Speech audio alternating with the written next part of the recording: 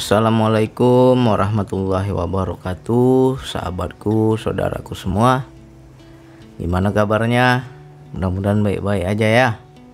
Sehat-sehat selalu, selalu bahagia lahir dan batin. Amin ya Allah. Jadi kita mau ngopi-ngopi lagi nih ya. Ngobrol-ngobrol kedai kopi ya. Anggap aja dongeng, anggap aja sekedar pengetahuan ya, menambah referensi pengetahuan kita. Jadi ini ada sahabat kita yang bertanya tentang di mana Allah, keberadaan Allah itu di mana ya.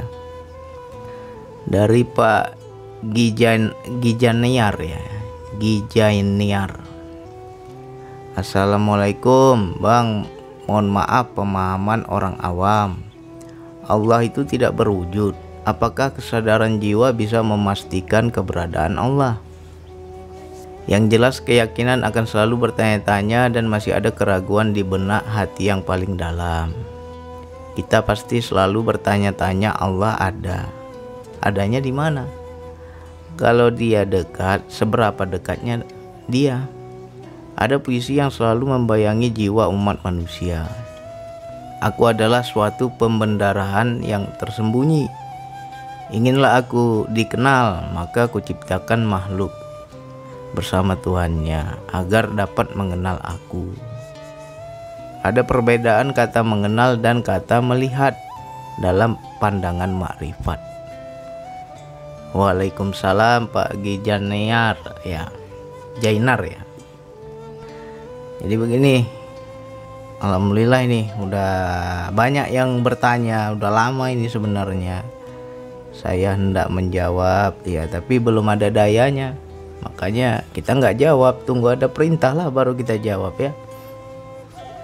Mungkin banyak sebagian orang, apa ya kalau kita bilang ya, banyak para ulama kita, ustadz-ustadz kita, para guru kita itu berbeda pendapat tentang di mana Allah. Ada yang bilang Allah di atas langit lah, di ars lah, segala macam ya. Ada juga yang menyalahkan Allah itu bukan di langit, Allah nggak butuh tempat, Allah tidak bertempat, segala macam. Jadi seolah-olah ini dua pemahaman yang saling berbenturan gitu. Sebenarnya kalau kita mau lebih bijak menyikapi ya, kedua pemahaman yang berbeda itu adalah sama, cuman hanya beda sudut pandang. Jadi kita jangan sekedar apa ya, kita berlandaskan dalil, tapi jangan sampai dalil itu menjadi alat untuk menjatuhkan ya. Nggak boleh kita saling menjatuhkan. Pendapatku lebih benar, yang sana salah, atau yang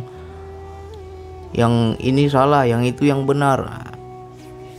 Nanti kasihan umat, bingung umat ini, siapa yang harus diikut, ya kan? Nah kalau kita berlandaskan dalil juga harus dikupas lagi, itu kan masih kulit. Jangan sampai kita mentah-mentah aja kulitnya kita sampaikan, ya. Sangat banyak ayat yang mengatakan bahwa Allah bersemayam di ars, ya. Dan itu menjadi dalil kita mengatakan bahwa Allah itu di atas. Orang-orang yang berpendapat bahwa Allah itu di atas, salah nggak kira-kira? Dalilnya ada kok. Ars itu di mana? Ars itu di atas, ya kan? Ya nggak salah, ya kan? Tapi jangan sebatas di atas bahwa Allah itu duduk di kursi. Jangan kita menjelaskan seperti itu. Makna bersemayam di ars itu kita ilustrasikan ya. Kenapa Allah membuat suatu kalimat kias yang seperti makhluk ya? Padahal dibilang kan Allah itu tidak serupa dengan makhluk, tapi kok perbuatannya seolah-olah menyerupai makhluk. Kalau kita bilang Allah duduk di kursi, ya seberapa besar kursi Allah? Kan tanda tanya besar. Pada zaman Rasulullah itu 1400 tahun yang lalu itu banyak zaman raja, banyak zaman kerajaan. Jadi makna kias raja yang duduk di atas kursi itu adalah berkuasa maknanya. Jadi kalau Allah bersemayam di ars, Duduk di kursi itu maknanya Allah berkuasa akan segala sesuatu. Jadi bukan maknanya Allah betul-betul duduk ada kursinya, tidak. Ya. Jadi kita harus jelaskan lagi tuh, jangan sampai kita hanya sekedar dalilnya seperti itu ya sudah. Harus dikupas lagi. Jangan sampai kita menyamakan Allah dengan makhluk. Ya. Nah, kalau seandainya ada yang berpendapat bahwa Allah itu di atas, benar atau salah? Benar, nggak salah. Ya kita pakai lagi logika. Ya. Di situ makna akbar, makna Allah maha besar, makna Allah maha tinggi. Kalau ada orang yang berkata Allah itu di atas, maknanya dia meninggikan Allah. Ya, bukan berarti Allah butuh tempat. Jangan sampai kita memaknakannya seperti itu. Ya kan? Itu suatu pendapat bahwa Allah di atas. Ada nggak Allah di bawah? Ya kan? Kalau Allah itu di atas, bang, di bumi ini ada nggak Allah, bang? Nah, coba kita buka nanti. Coba nanti dibuka Quran surat Al-Hadid ya. Ayat 4. Situ jelas itu. Dialah yang menciptakan langit dan bumi dalam 6 masa. Nah, ini 6 masa ini juga penuh kias ya. 6 masa maknanya dalam 6 waktu atau dalam 6 tahap. Nah, 1 masa atau 1 tahap itu berapa lama ya? Itu rahasia Allah, kita nggak tahu. Ilmu saya pun belum sampai situ ya kan. Tahap pertama Allah membuat apa kita nggak tahu. Nah, dan berapa lama kita juga nggak tahu ya. Dan ini juga penuh kias, jadi nggak boleh kita mentah-mentah. Dialah yang menciptakan langit dan bumi dalam 6 masa. Kemudian dia bersemayam di atas ars. Ya, di atas kursi. Maknanya itu di atas kekuasaannya. Semua itu tunduk kepada kekuasaannya.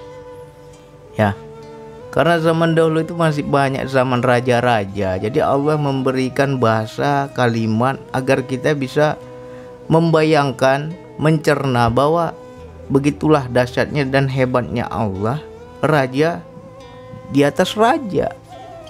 Ya, kalau kita bayangkan rajanya manusia aja udah mewah kali, udah hebat kali, apalagi Allah rajanya makhluk, rajanya alam semesta, ya kita nggak bisa bayangkan seperti apa dia berkuasanya, ya kan? Nah, itu kenapa Allah buat itu, biar kita itu bisa membayangkan, menggambarkan, akal kita itu bisa mencerna. Tapi juga kita nggak bisa menyerupai, ya, karena banyak ayat-ayat yang berkata bahwa Allah itu maha. Jadi makna maha ya nggak ada tanding. Ada di ayat yang lain Allah bilang, aku tidak setara dengan apapun. Tiada yang bisa melewati Allah, ya, tidak setara, nggak sama. Makna nggak sama ini berarti lebih di atasnya lagi, lebih hebat lagi. Lalu kita lanjutkan nih ayatnya. Dia mengetahui apa yang masuk di dalam bumi dan apa yang keluar dari dalamnya, apa yang turun dari langit dan apa yang naik ke sana. Dan dia bersama kamu di mana saja kamu berada. Dan Allah Maha melihat apa yang kamu kerjakan. Ya, poin-poinnya nanti coba teman-teman catat lah. Yang pertama dibilang Allah di atas, oke. Nah, ini Allah yang di bawah ini, atau yang selalu bersama kita. Di bumi ini ada Allah, ada. Ya, Dia Maha tahu apa yang masuk ke bumi, apa yang keluar dari bumi, apa yang turun dari langit, apa yang naik ke langit. Dia tahu semua, ya kan? Di situ Allah jelaskan, Dia bersama kamu di mana saja kamu berada. Di mana kita? Kita lagi ngapain? Di mana aja berarti ada Allah, ya. Yakini itu. Habis itu kita buka lagi Quran Asy-Syura ayat 11. Nanti coba dikaji pelan-pelan lah. Di situ dituliskan, disebutkan tidak ada sesuatu pun yang serupa dengan Dia. Ya. Tidak ada sesuatu pun yang serupa dengan Dia. Jadi Dia bisa dianggap Tuhan karena nggak ada samanya, ya. Kalau ada samanya ya bukan Tuhan. Tapi karena dia Tuhan, dia yang maha lebih, maha kuasa, maha segalanya, dia sang pencipta, ya nggak boleh sama dengan dia. Ya, kita lihat lagi. Lalu kita buka lagi di Quran surat Al-Baqarah ayat 186 ya. Dan apabila hamba-hambaku bertanya kepadamu Muhammad tentang aku, maka sesungguhnya aku dekat. Jadi kalau Allah itu dekat bang, bukan di atas dong bang. Nah ini kan kalau kita bentur-benturkan ayatnya jadi selisih paham, ya kan? Katanya Allah di atas, lalu Allah bilang Allah dekat. Yang mana yang betul ini? Yang kalau kita hanya setengah-setengah aja ya bingung. Ya. Kalau tadi ada kaitan tuh yang dibilang Allah dekat, habis itu Allah bersama kita, ya kan? Itu ada kaitan. Habis itu kita buka lagi di Quran surat An-Nisa ayat 126. Dan miliklah Allah apa yang ada di langit dan apa yang ada di bumi. Ya. Dan pengetahuan Allah meliputi segala sesuatu, ya. Kan jelas itu. Allah meliputi segala sesuatu. Jadi ini kalau pembahasannya agak panjang ya terserah Allah saja, biar mengalir aja lah ya. Nanti simak baik pelan-pelan, renungi, resapi ya. Bagaimana bang semua ayat-ayat tadi itu sinkron, nyatu dan masuk logika kita bang, masuk akal kita bang. Ya. Kalau Allah itu di atas berarti kan jauh bang di atas itu bang.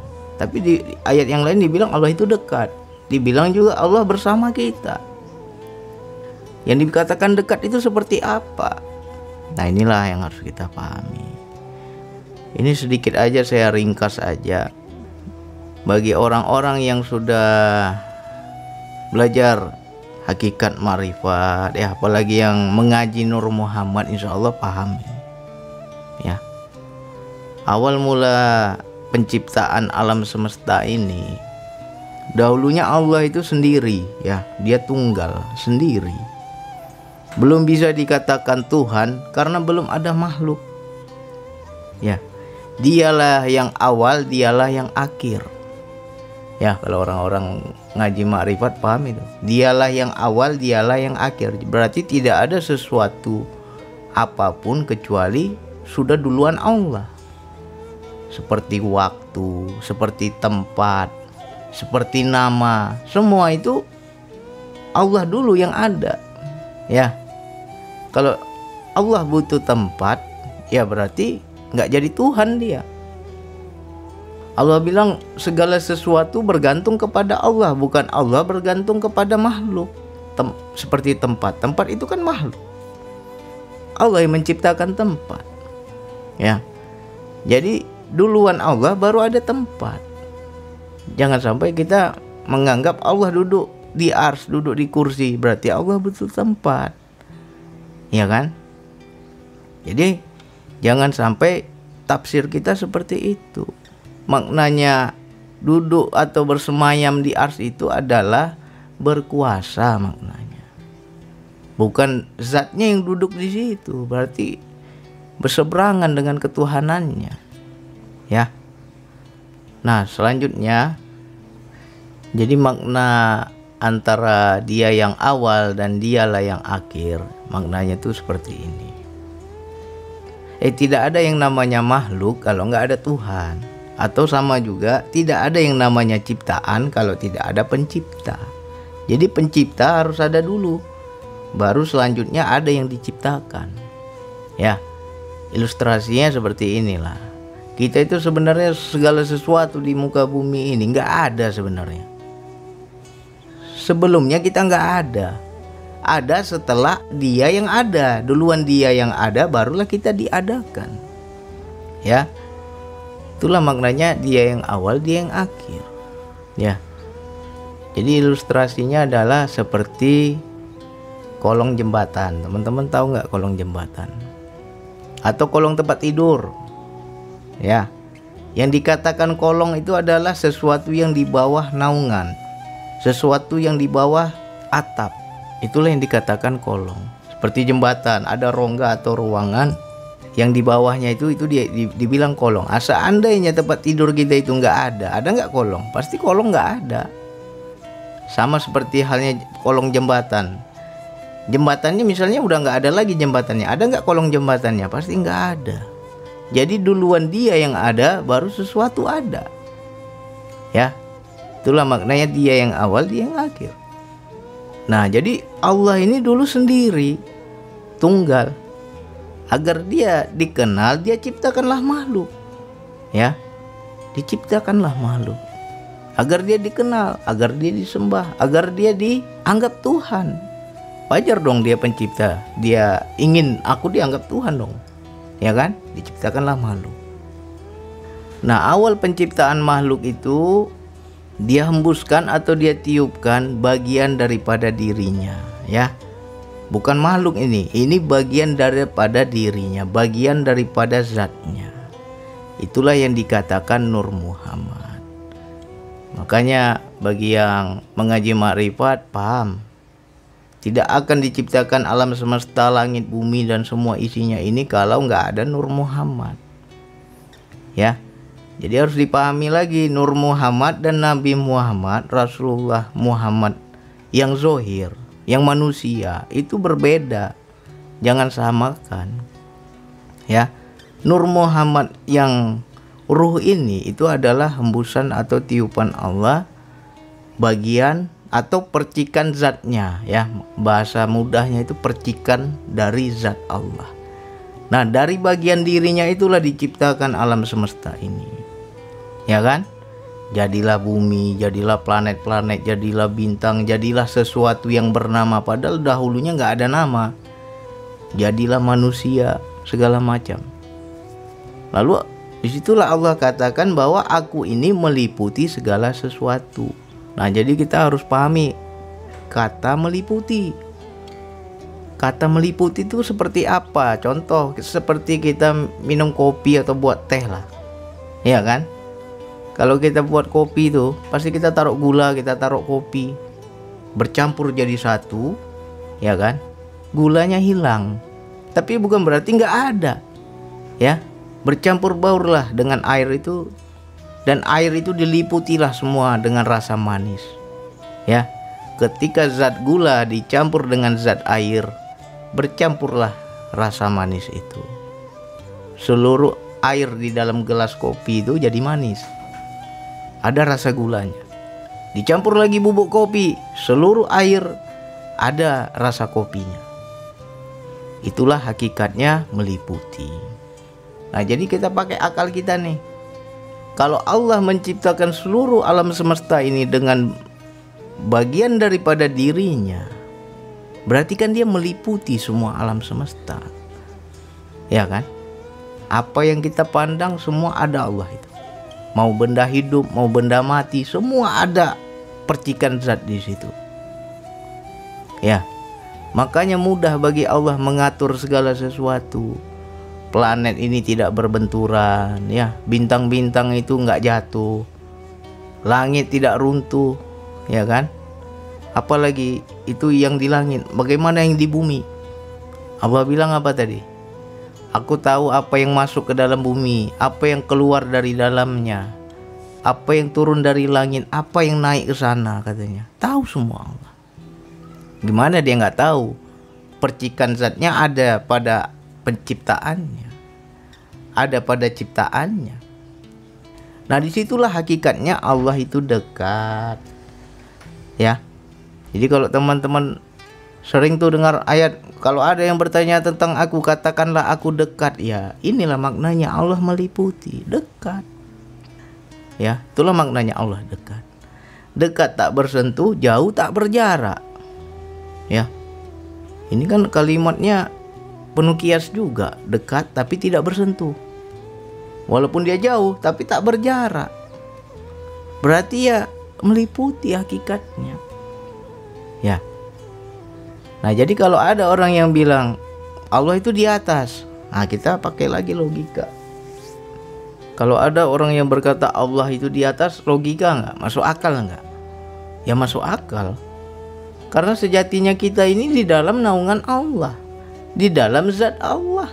Kita ini di dalam Allah. Ya. Dan bisa juga Allah di dalam makhluk karena dia meliputi. Ya. Apakah itu suatu tempat? Bukan tempat. Kita nggak bisa bilang Allah itu tempat. Jadi kalau kita hanya memposisikan satu tempat, ya di situ bertentangan dengan ayat Allah tadi. Kita bilang Allah itu hanya di atas bang, di bawah nggak ada. Kamu salah kalau begitu. Ya, itu sama seperti seorang buta. Ada dua orang buta ini. Diperkenalkanlah gajah. Orang buta pertama dia pegang telinganya. Wih, telinga gajah itu besar katanya. Ya kan? Datang orang buta satu lagi. Kaki gajah itu yang besar katanya. Salah nggak orang itu? Ya nggak salah. Pemahaman mereka hanya segitu. Tapi ketika kita punya pemahaman hanya kuping gajah yang besar, jangan kamu salahkan yang lain. Nggak boleh kamu salahkan kalau ada orang bilang kaki gajah besar. Itu hanya beda sudut pandang. Ya, ini banyak kita lihat di kajian-kajian yang menjelaskan Allah di mana, saling menyalahkan. Nggak boleh kita saling menyalahkan. Ya. Jadi kita rangkum jadi satu, semuanya benar, cuman ada yang lebih benar gitu. Ya, sama halnya orang buta tadi. Dia bilang kuping gajah besar. Ya kamu benar. Kalau ada orang bilang Allah itu di atas langit, benar karena Allah maha besar, maha tinggi. Nggak salah. Ya. Cuman yang nggak bolehnya kita bilang Allah duduk di kursi, itu nggak boleh. Kalau kita bilang Allah di atas, boleh. Ya, justru kita meninggikan Allah. Disitulah keakbarannya kita agungkan. Karena kalau kita mau pakai logika, coba bayangkan alam semesta yang Allah ciptakan. Ya, kalau kita keluar dari dunia ini semua menjadi atas. Jadi kalau ada orang bilang Allah di atas, sangat masuk akal. Ya, belum lagi Bima Sakti ya, galaksi. Seperti langit Allah ciptakan itu, makhluk itu, ya kan? Logika kita seharusnya bisa membaca bahwa Allah lebih besar dari langit. Jadi kalau kita membayangkan Allah lebih besar dari langit, wajar kita bilang Allah di atas, nggak salah kan? Nah tetapi jangan kita menganggap bahwa Allah itu ya memang jauh kali Allah itu kita bilang. Padahal Allah bilang tadi aku dekat kok. Ya kan? Makanya kalau takbir jangan teriak-teriak Allahu Akbar, Allahu Akbar, kayak peka aja Allah gitu itu. Padahal Allah bilang aku dekat, nggak perlu kau teriak. Ya, nggak usah kau berkata keras. Yang tersembunyi aja aku tahu, kata Allah. Kenapa Allah bisa tahu? Karena percikan zatnya meliputi semua ciptaannya. Disitulah hakikat ini dibilang dekat. Pada diri kita ada nggak? Ada. Makanya jangan kita selalu jangan sampai kita macem-macem. Makanya orang kalau belum sadar itu enak aja dia macem-macem. Tapi kalau sudah sadar, kesadaran jiwanya sudah aktif, takut. Ketika berbuat salah di dalam hati kayak ada yang tegur, salah itu nggak benar, dosa itu, ada rasa bersalah di dalam diri kita. Itulah percikan Nur Muhammad pada dirimu. Ya. Di situ kita tahu mana benar mana salah. Ada dia. Nah, jadi kita jangan sampai kalau dibilang taklid buta ya. Ketika kita mencintai ulama tertentu, nanya Ustadz A, pendapatnya begini. Nanya Ustadz B, beda lagi pendapatnya. Karena kita udah cinta dengan ulama itu, kita salah-salahkan ulama yang lain. Kita salahkan Ustadz yang lain. Ya. Kita sesat-sesatkan ustadz yang lain, nggak boleh. Ini banyak umat yang kita bilang taklid buta. Jadi kita harus bijak. Pernah dulu satu kejadian ya. Tempat saya tinggal itu daerah kepulauan, dikelilingi oleh laut. Kemana-mana kita pergi itu pinggir laut lah, pantai lah. Jadi anak saya sering saya ajak ke pantai. Waktu dia kecil tuh, masih umur 2 tahun 3 tahun lah. Jadi dia kenal bahwa air yang membentang sangat luas, dia akan bilang itu laut. Ya. Anak saya mengenal bahwa itu laut. Lalu suatu ketika pulang kampung saya, satu keluarga pulang kampung ke rumah nenek saya. Daerah rumah nenek saya ini daerah pegunungan, banyak sawah, nggak ada laut, sawah semua. Jadi satu hari itu hujan deras sekali hujan. Jadi semua sawah-sawah itu banjir lah, itu ibaratnya tergenang lah. Semua sawah itu tergenang seperti danau. Nggak nampak lagi padinya, udah ketutup semua sama air kan. Lalu besoknya anak saya bawalah ke pinggir-pinggir sawah itu, jalan-jalan pagi kan. Menjerit dia, ya laut katanya. Diejek lah sama anak-anak kampung situ. Bodoh kali adik ini, itu bukan laut deh, itu sawah katanya. Anak saya tetap ngotot. Betul kan ya, itu laut kan ya katanya. Siapa benar siapa salah? Ya saya senyum aja, ya kan. Anak saya sebenarnya nggak salah, ya. Dan anak kampung itu yang menganggap itu sawah nggak salah juga, karena mereka sudah kenal tempat mereka. Dan anak saya kenapa dia menganggap laut? Karena di tempatnya nggak ada sawah, tempatnya laut. Jadi sepengetahuan dia, air yang tergenang itu dia bilang laut. Nah terkadang kita begitulah kita. Udah tua-tua kita ini memperdebatkan Allah di mana itu sampai seperti anak kecil. Allah di atas, Allah begini, Allah begitu. Kurang bijak kita menyikapi. Ya. Makanya kalau kita sudah mulai mengenal hakikat dasar atau awal penciptaan alam semesta, ya kita nggak sikut-sikutan lagi. Paling kita senyum aja itu. Orang yang berdebat tentang Allah di mana. Jadi kita harus kaji lagi. Kalau di atas seperti apa kajiannya? Kalau Allah di bawah seperti apa kajiannya, penjelasannya? Kalau Allah dibilang dekat seperti apa dekatnya? Kalau Allah bilang bersama kamu dimanapun kamu berada seperti apa penjelasannya? Itu yang harus kita cari tahu. Jangan hanya sekedar baca dalil dibilang Allah di atas, sudah di atas tapi nggak dijelaskan. Ya. Jadi kita ini dinaungi oleh Allah, kita di dalam Allah. Makanya Allah mudah merubah malam jadi siang, ya, menumbuhkan pepohonan, ya, dari sesuatu yang nggak ada menjadi ada. Mudah bagi Allah. Karena apa? Percikan zatnya di mana-mana. Dengan percikan zatnya lah dia ciptakan makhluknya. Kita mau bohong, Allah tahu. Ya. Sama seperti kisahnya Nabi Ibrahim ketika dicampakkan ke api yang sangat besar. Allah menciptakan api sifatnya apa? Panas. Ketika malaikat menawarkan diri, aku mau nggak aku tolong katanya. Nggak mau Nabi Ibrahim. Ya, hanya Allah lah tempat bergantungku kata Allah. Barulah di situ Nur Muhammad Allah bekerja. Percikan zatnya bekerja. Allah bilang apa? Menjadi dinginlah wahai api. Dingin api itu, nggak panas.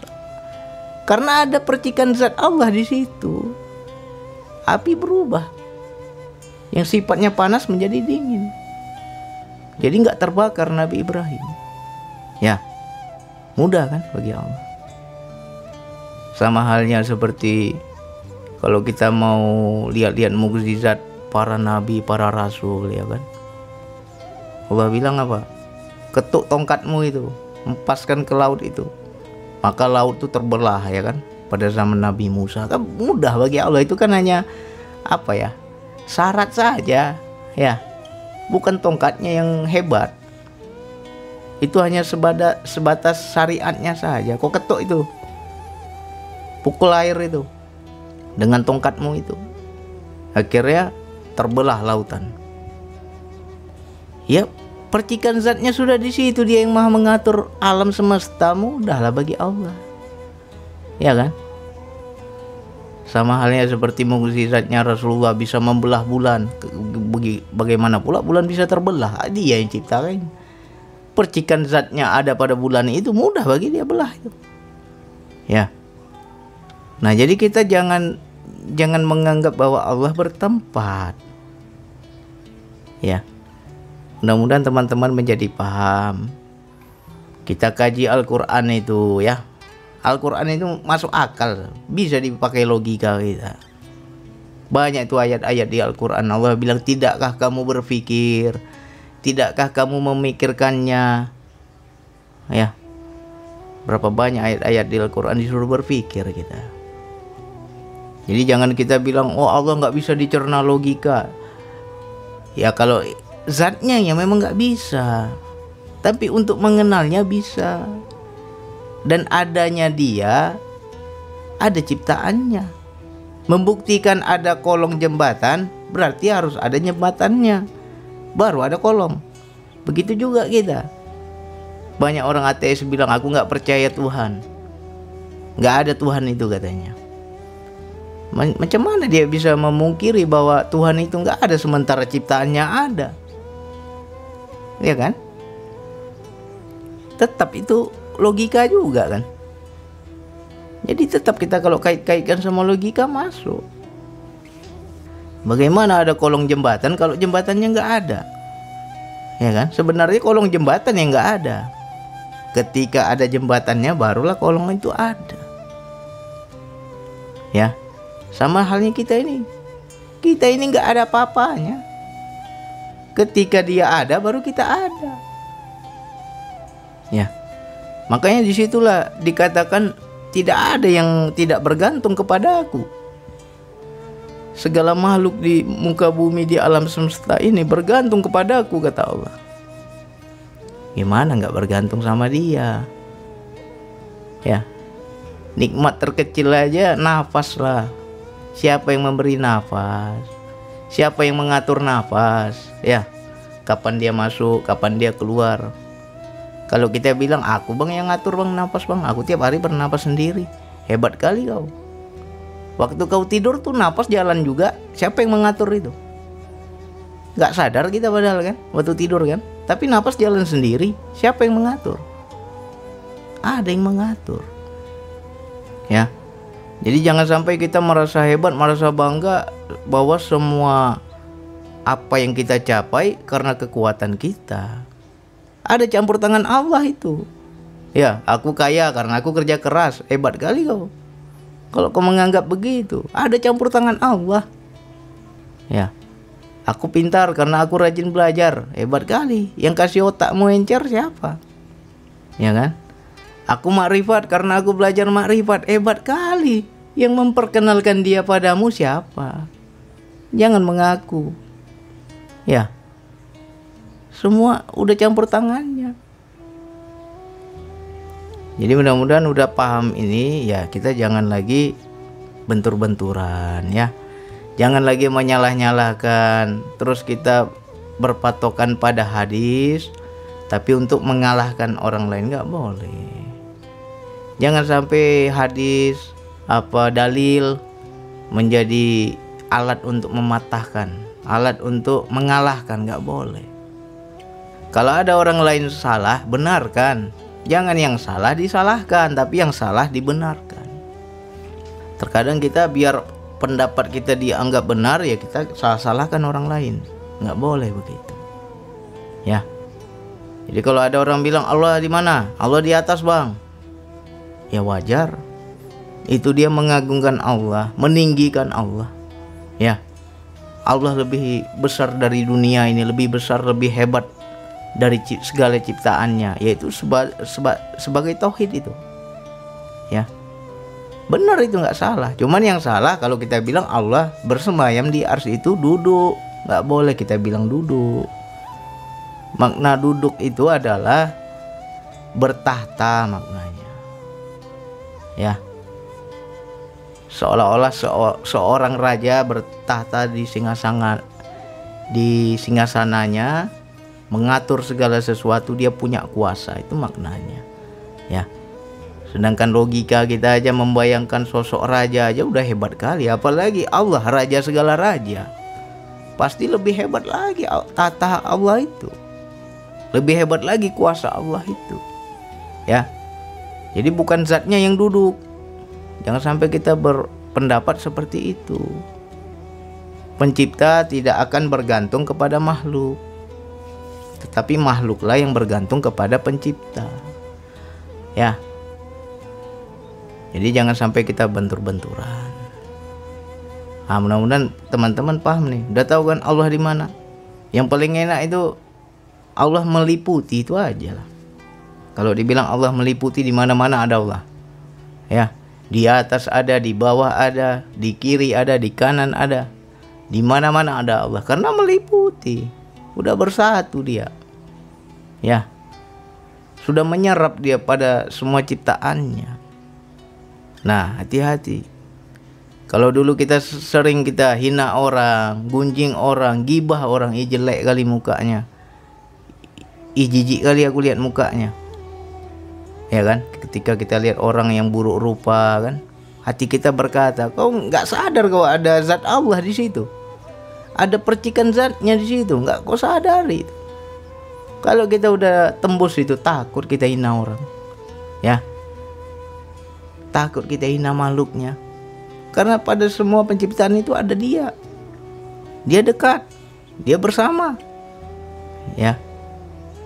Jadi silakan nanti ini diulang-ulang. Dikaji lagi pelan-pelan, ya. Udah paham kan Allah di mana? Nah. Jadi Allah tidak bertempat, tetapi Allah lah di segala tempat. Ya kan? Kan simpel itu. Di mana Allah, Bang? Allah tidak bertempat, tetapi Allah ada di setiap tempat. Mau di mana kamu berada sekarang? Apa yang tidak diliputi oleh Allah? Ya. Seperti ruang dan waktu. Itu semua ada Allah. Ya kan? Alam semesta ada Allah. Kamu ramai-ramai, kamu sendirian, ada Allah. Ya. Kamu ucapkan, kamu hanya di dalam hati, ada Allah, tahu Allah. Mau kemana kita lari? Dari pantauan Allah nggak bisa, ya. Disitulah hakikatnya. Allah bilang aku maha mengetahui. Macam mana Allah mengetahui? Emangnya Allah pasang CCTV di mana aja? Semua zatnya ini CCTV dia, ya. Semua makhluk ini CCTV-nya. Gimana Allah nggak tahu? Habis itu Allah bilang Allah maha mendengar. Emangnya dia taruh mikrofon di mana tuh? Pada diri kita aja ada zatnya, apa nggak dengar Allah? Allah bilang aku maha melihat. Macam mana Allah bisa lihat? Ada percikan zatnya pada diri kita, gimana dia nggak lihat? Ya, situlah kalau kita kaji itu tembus semua itu, ya kan? Allah maha mengetahui, Allah maha melihat, Allah maha mendengar. Di mana kuping Allah itu? Ya, kok bisa dengar dia? Kok tahu dia? Ya semua. Nah, dari situlah kita akan paham. Oh, begitu hakikatnya Allah yang dekat. Oh, itu maknanya Allah meliputi. Oh, itu maknanya Allah bersama kamu dimanapun kamu berada. Ya. Karena segala alam semesta ini diciptakan oleh dari percikan zatnya, dari bagian zatnya. Jadi kalau dibilang Allah di atas, ada. Allah di samping, ada. Allah di bawah, ada.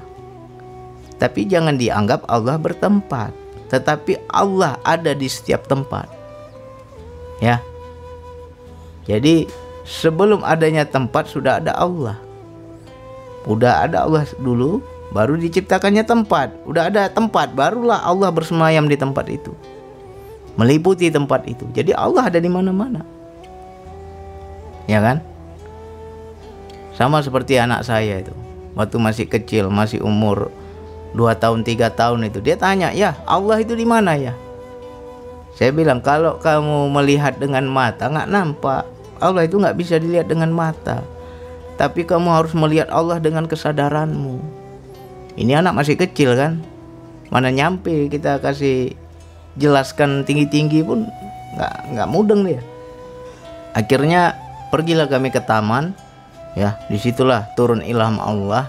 Saya melihat ada daun yang berguguran itu lagi berserak itu di kebun itu ya, kebun taman itu ya.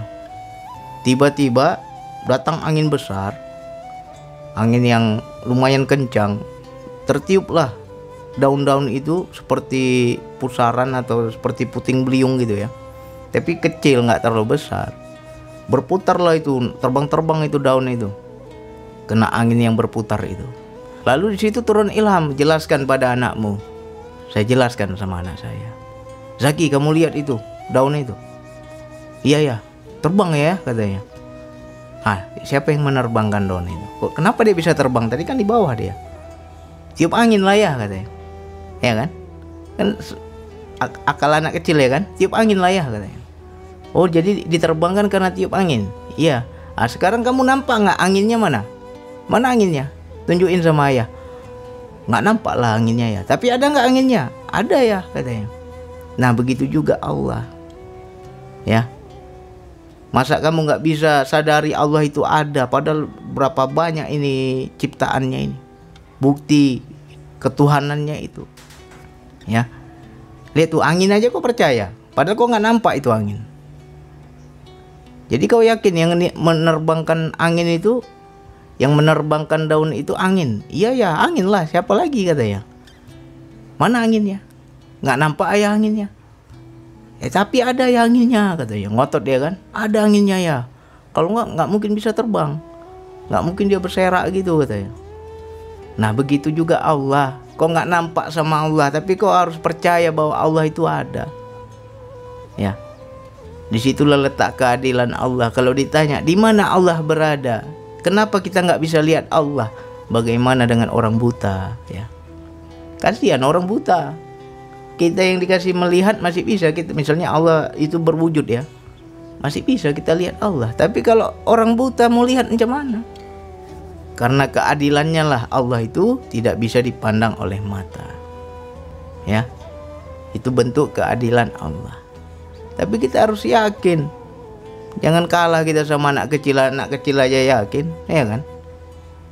Nah, sekarang kau sadar nak, saya bilang, Allah itu ada ya, yakin ya, ya kan? Allah nggak bisa kita lihat. Apakah dia punya tempat?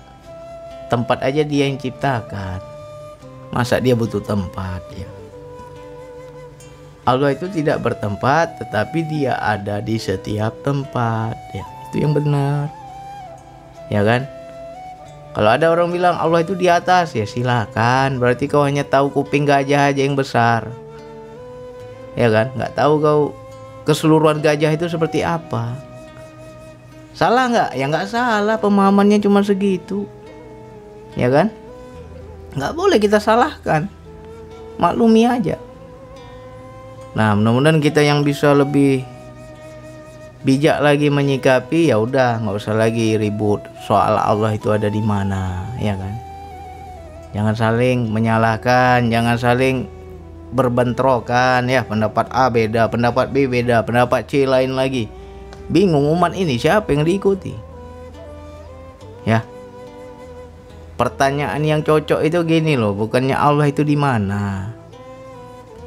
Macam mana aku bisa mengenal Allah biar aku tahu seperti apa Allah itu? Itu pertanyaan yang benar, bukan di mana Allah. Kalau kau udah tahu Allah di mana, masuk nggak tuh?